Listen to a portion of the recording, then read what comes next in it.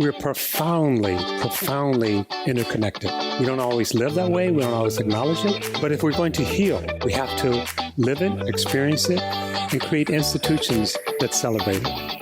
Can we create a we where no one's on the outside of it? Welcome to the Uplift with Zedek, real talk for real change. Before we jump in, a quick reminder of why we're here and what we hope to achieve. We're here to build authentic community relationships and help fuel social transformation in Asheville, North Carolina. We believe collective liberation is not only possible, but probable as we share, listen, and learn together. We're here for the process. However, the views and opinions expressed in this program are those of the speakers and do not necessarily reflect the views or positions of any entities they represent. Hello, audience, and welcome to The Uplift. I'm Tara Coffey, and I'm joined here today by Judy Levitt, Frank Goldsmith, and Sam Kaplan of the Jewish Leadership Collaborative of WNC. Before we get started, I just want to hear a little bit about yourselves. Can you tell me just a little bit more about who you are? Sure. This is Frank Goldsmith, and I am a member of the Jewish community here. And through Carolina Jews for Justice, I serve as one of the representatives to the Jewish Leadership Collaborative, and we can explain more about what that is in a moment. Sure. My name is Sam Kaplan. I'm a faculty member at UNC Asheville, and I serve as the director of the Center for Jewish Studies at UNCA. And I'm also a member of the Jewish Leadership Collaborative of Western North Carolina. And I did want to also take just a second on behalf of all of us to say thank you to Tzedek for supporting our efforts to strengthen our community. And then Judy?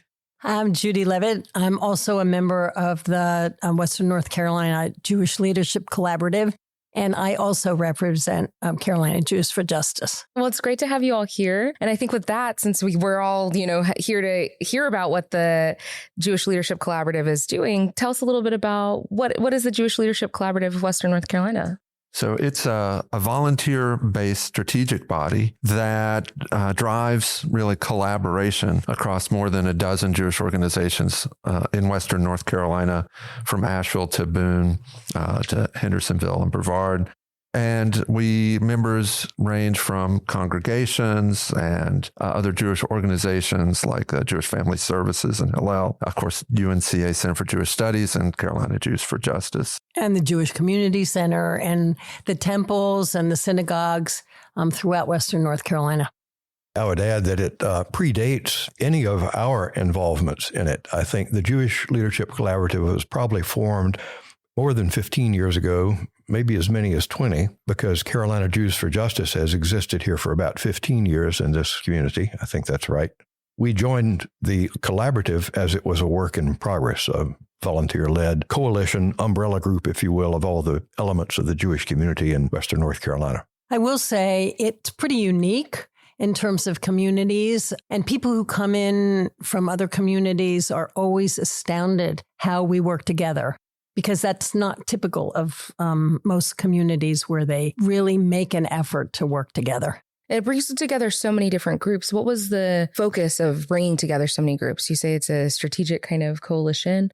What is it you strategize around generally? I think we keep each other informed of what's happening. So, just as not a small part, because it's large for each organization, for instance, fundraising drives. That we don't try to do fundraising at the same time with a limited population. And the Jewish population in Western North Carolina is quite small. We've sponsored, in fact, one of the things that we've tried to do most recently is have a survey of what does the Jewish population in Western North Carolina look like, because there was one done by Brandeis in 2010. And needless to say, the whole community, not just the Jewish community, the larger community has changed significantly since 2010. So it helps us focus on what the needs are and then who can provide the needs. So smart. I would also say it facilitates communication among Jewish groups. It serves as sort of a clearinghouse. Judy mentioned we don't want to step on each other in fundraising, but there have been efforts in the past to have a calendar established so that we don't overschedule our events. It's really more of a group to keep each other informed about what all the elements of the community are doing. One of the things that I really appreciate is the opportunity to share resources.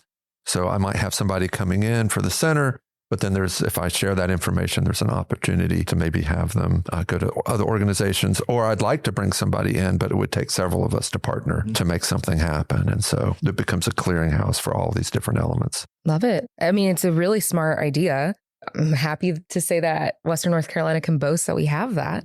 So with that, getting together, talking about the needs, I think that really tells us a little bit about why we're here today. Which is to talk about some emerging needs that have happened across the Jewish community.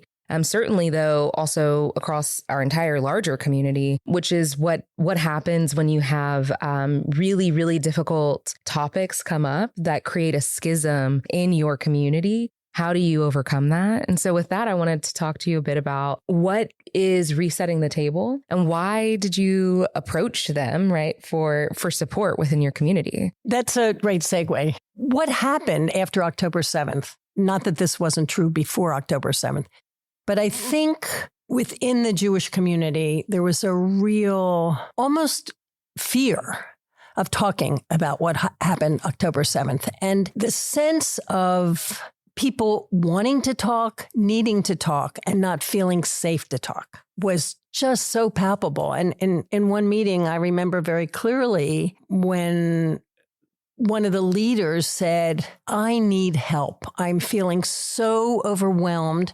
I don't know who to turn to. I don't feel safe. And we all sat there in silence because we were all feeling the same way. But as a leader, this individual just felt, well, but I am a visible leader and I need help in knowing how to respond. And a few of us got together after that and said, we've got to do something. Not only for this particular individual, but for the other leaders in the group who were feeling the same way. Their staffs couldn't talk together. There was a lot of schism within staffs, which of course affects an organization's ability to be effective and is terribly stressful in a work environment. I think we've all experienced that. So a few of us got together and said, okay, what do we do? And we actually evolved this process. We started with saying, okay, look what's happening on college campuses. Sam certainly was experiencing that at UNCA.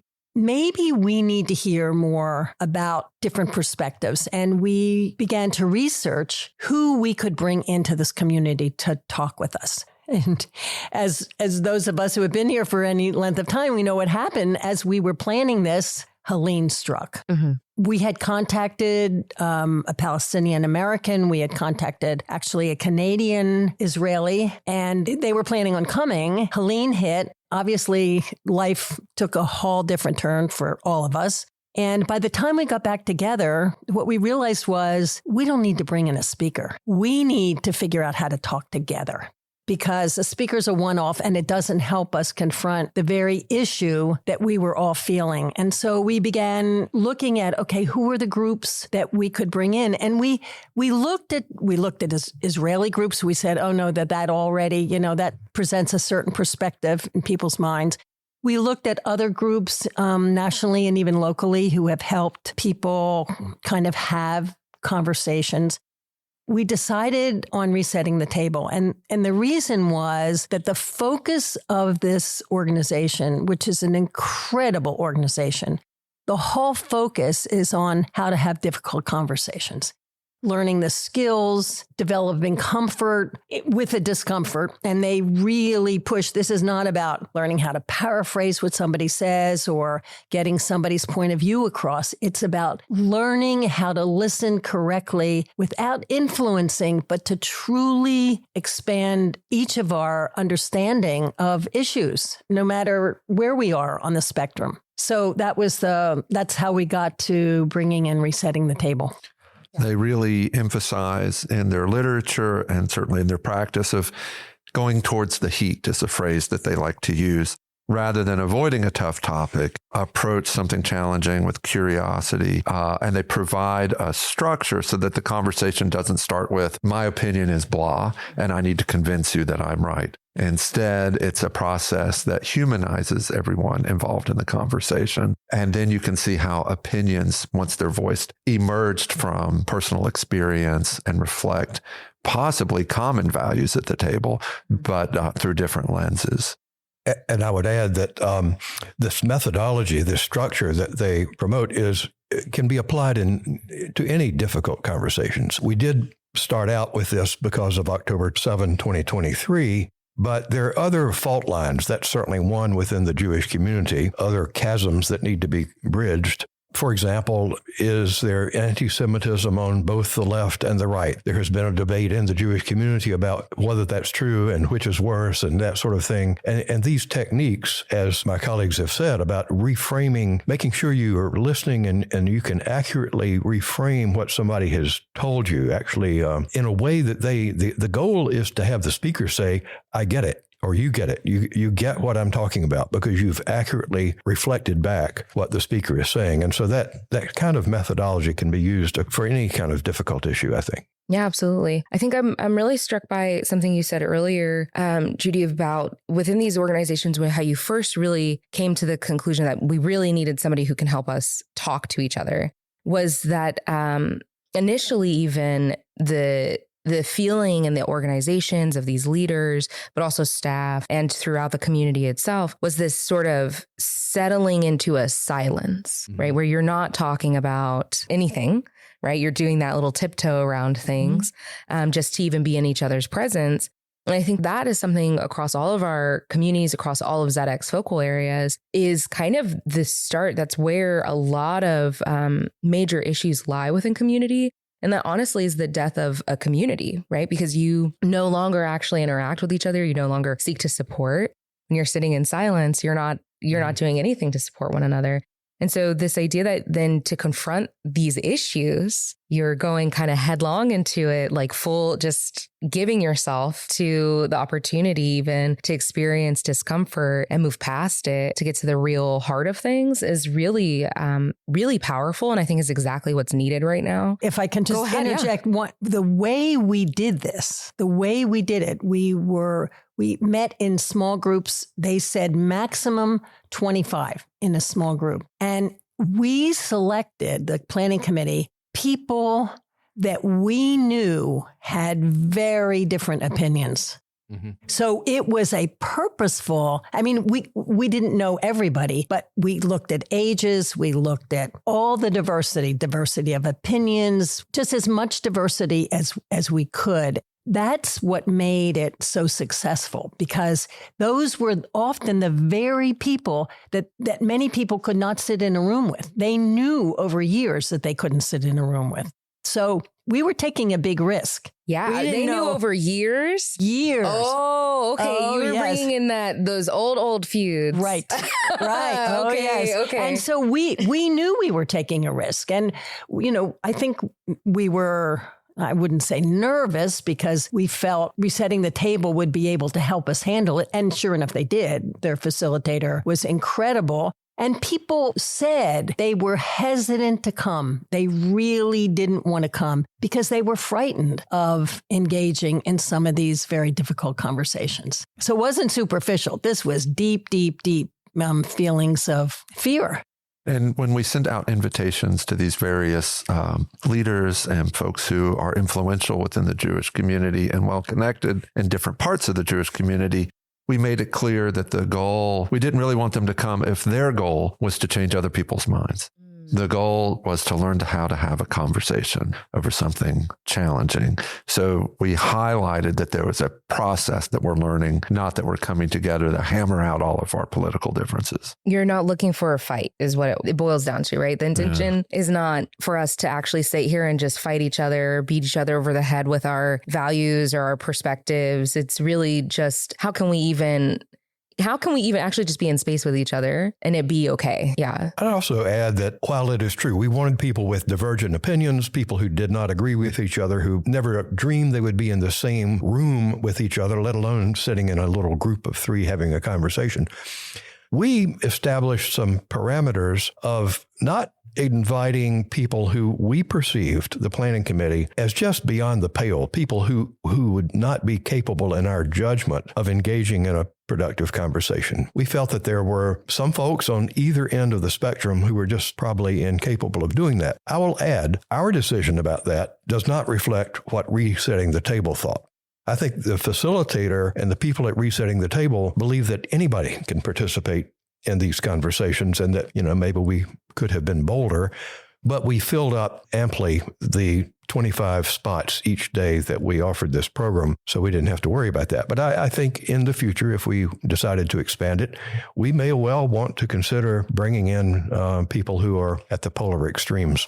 Would that be something where with future conversations, you would bring in a group of people all who haven't experienced it, or would it be some returning folks? That's a good question. I think the common sentiment after we finished for all these 50 people is we want more. We want to do more of this. Love it. And so we've talked about having some follow-up with the participants, but also seeing how we could expand it within the greater Jewish community as well. Yeah. When we were planning this, we weren't sure what the next step would be. It wasn't with that vision that, once we do this, we're going to do X. Mm-hmm. The goal was to have the event, then ask the participants what are their priorities and vision about what might be next, so that it is more of an organic process and reflects priorities of the participants rather than imposing this is what has to happen next. And we've gotten that feedback. And in fact, I got the feedback and haven't yet shared it, but we will be meeting as a planning committee later this week. And we have a huge amount of feedback.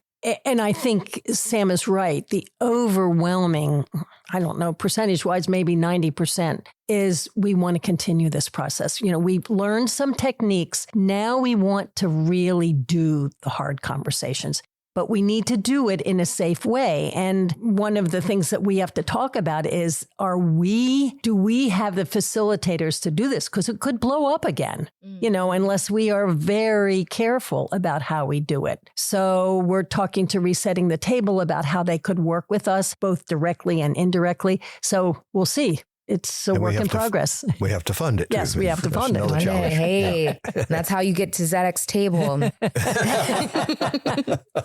We're grateful for that. Yeah, for sure. Hey, we're grateful for you taking this plunge. I think it's something that, as I said earlier, so many of our different communities really need this kind of approach. To be honest, they also kind of need this, I think, really brave energy of finally saying, we don't want to sit in silence anymore. We want to actually be with each other. I think that's the kind of energy that's necessary to sustain a community. I think we hear a lot about people saying, well, back in the day, the community was like this and things were different. And really that missing ingredient is that, not everybody liked each other. They just sat there and were like, I don't like you about this. I don't agree. And then they go on to planning the potluck or whatever, right? Like we had those muscles, and those muscles were a lot stronger than now. And I think, I can speak for me, but I think I could speak for all of us. We're willing to help with that process. I think we've seen how it can work. And I think we can be ambassadors for that process, particularly as we take the next steps, the harder steps, probably. This hard step was seeing if it works and if people were responsive. We found out that, in fact, they are. But I think plunging into the next step is going to be harder. Not everybody is going to want to do it.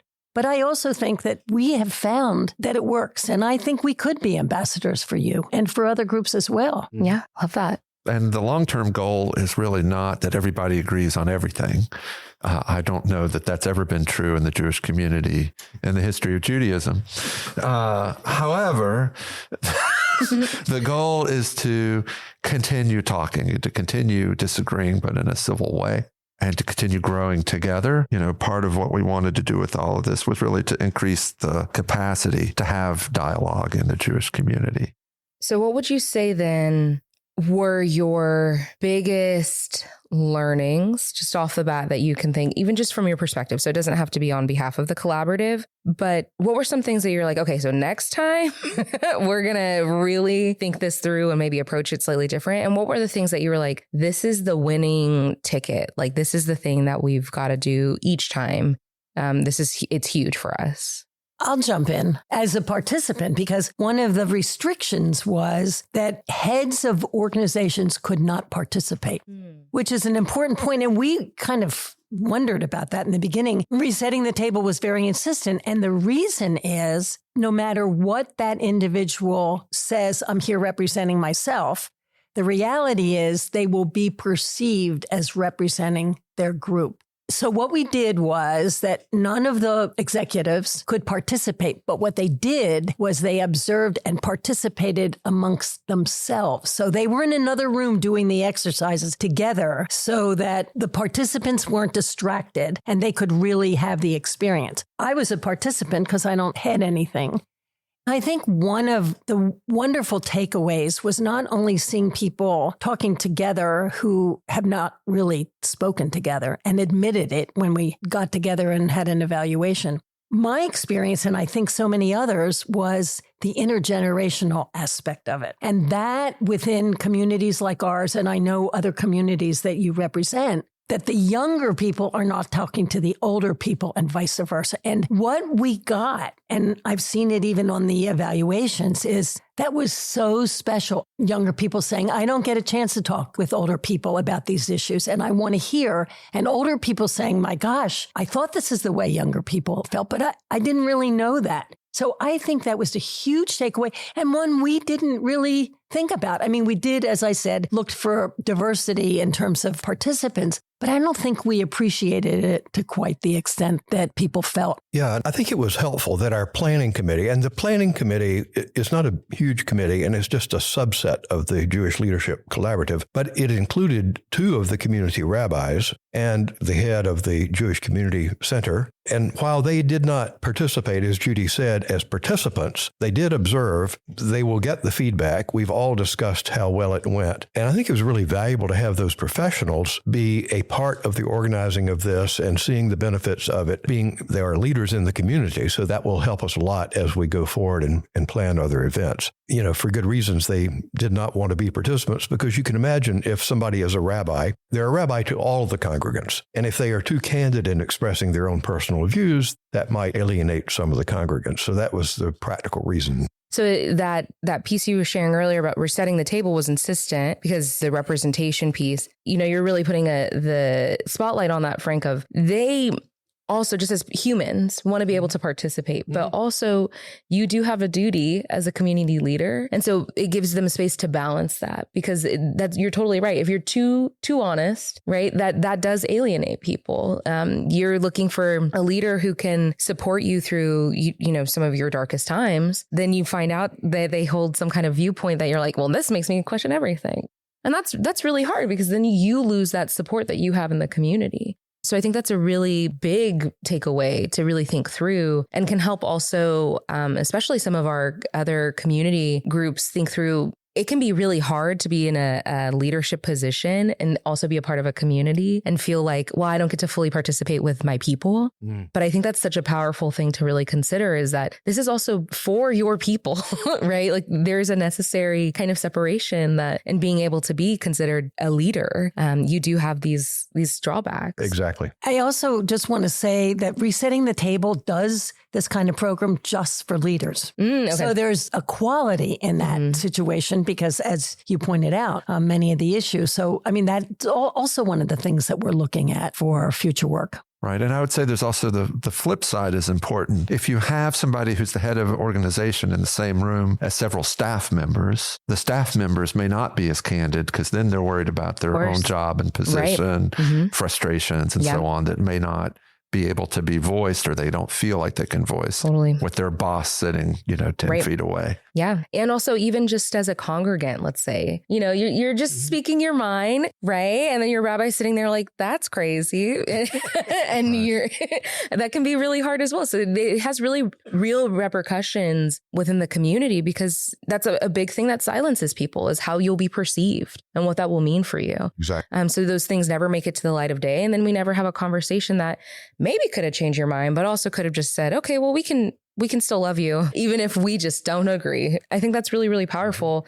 And I want to go back to something else, Judy, that you shared as like a really big bright spot for y'all is that intergenerational piece that's something that certainly in a lot of our research, in fact, in our community-led grant-making work, our committee has also found is there's a huge appetite across communities to have more intergenerational experiences and communication.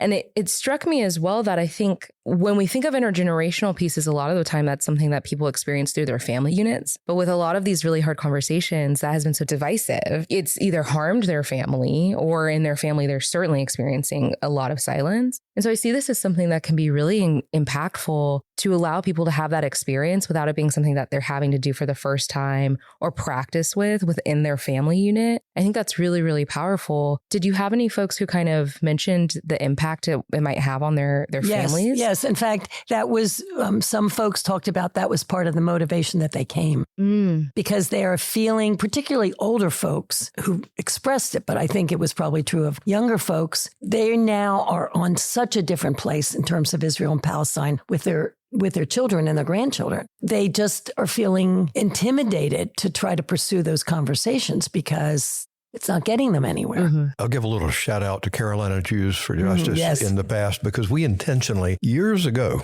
long before any of these issues emerged, well, I mean, there always have been some issues. We set up an intergenerational conversation within Carolina Jews for Justice. And we met by Zoom. We met in person. We had younger people instruct older people about pronouns and why they are important. It was eye-opening, I think, maybe to both sides of the generational divide. But I think that was so valuable to have that dialogue across the generational gap. So then we hear these beautiful bright spots. What are our learnings? What are our next time? It'll be different. What are those? Well, I would say that the experience itself was very positive with resetting the table, both working with them, setting up the event, and the events themselves went very smoothly, even if there had been some apprehension ahead of time. I think, to use the word Frank mentioned, bold, there's an opportunity to be more bold, I think, at the next steps, whatever those turn out to be. And I think that the apprehension might be a little stronger as we recognize that now that we have a tool in place and we've touched on some difficult topics, digging into those requires not so much a safe space, but a brave space where one can step forward and maybe step on some toes, but really express using these tools in this format, where you're coming from, what your mindset is, and how things have changed, what you're open to, all those things. It's a little scary to be vulnerable in that way. And I think it takes a brave space. And I think that will be next down the road. Yeah, I think there were challenges with the time constraints that we had. So we had 2 days, back-to-back days, but there were 3 hours each day. And we had different participants each day. In those 3 hours, we certainly could learn the methodology, but it left people a little frustrated that they weren't able to go deeper in their small groups and make more progress. And that's always difficult. If you try to stretch it out too much, people get tired, so we have to overcome those challenges of just the logistics and the time constraints involved. And I think the other logistics, as you were talking, I was thinking about the feedback. I think with some people, there still is an intent to try to influence others to their opinion. I'm not sure we took care of that. And I don't think realistically it was, we could have. Mm-hmm. But I think in planning how we do that, we will really have to look at that. Yeah, and I think if the next stage includes bringing in some of the people on the periphery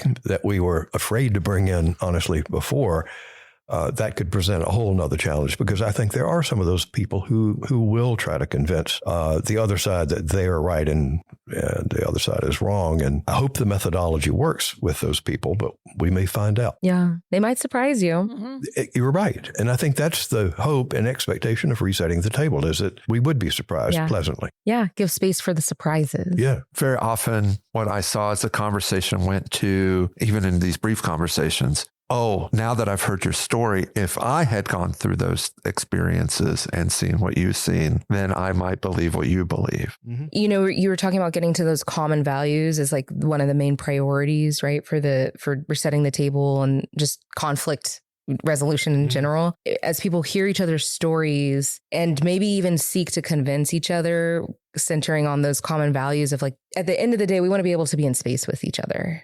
that's really why we're here. Even if you're not going to be able to convince me of your opinion, how can we get to a place where we are able to be in space with each other? I think it's really exciting what you're doing. Honestly, I think it's exciting and ambitious and something that I really hope catches on. I hope it becomes a fad in the community, to be honest. As we're closing out the conversation, what do you think is possible if we were able to expand this model to the whole of Western North Carolina? From my perspective, I think one of the things personally I really miss, is having more conversations with other communities. I think we did it easier a few years ago. I think October 7th has made that harder. And I miss that personally for myself. I miss it for our communities. I learned a lot personally, and I think our communities have in many ways remained divided and in some ways become more divided. I see that as something that we can aspire to work towards. But this is hard. As we've been saying, not everybody's ready to jump in. You have to really, really start with the folks who are ready to jump in and take the risk. I'll add that resetting the table really grew out. It did not just grow out of inter-Jewish conversations. The model works for conversations that are fraught, no matter who the population is, what the issue is that they're trying to address. So I think it would work well for conversation across communities in Western North Carolina who may or may not be Jewish, or may be a mixture of Jewish and non-Jewish groups, or all non-Jewish groups. The potential for that methodology to work exists no matter what the issue is and no matter who the folks are who are in the room. I agree with Judy that a vision that would be,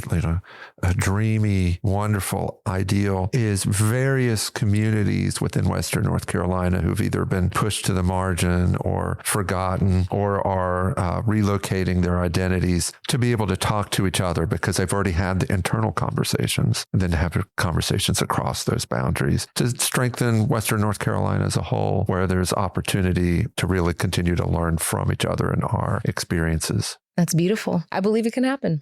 We hope so. We all do. One conversation at a time. Absolutely. Yeah. Well, with that, y'all, I want to thank you, Frank, Sam, Judy. Thank you so much for coming in. It's been a real pleasure. Thank you, Tara. Thank you, Tara. I feel that way too.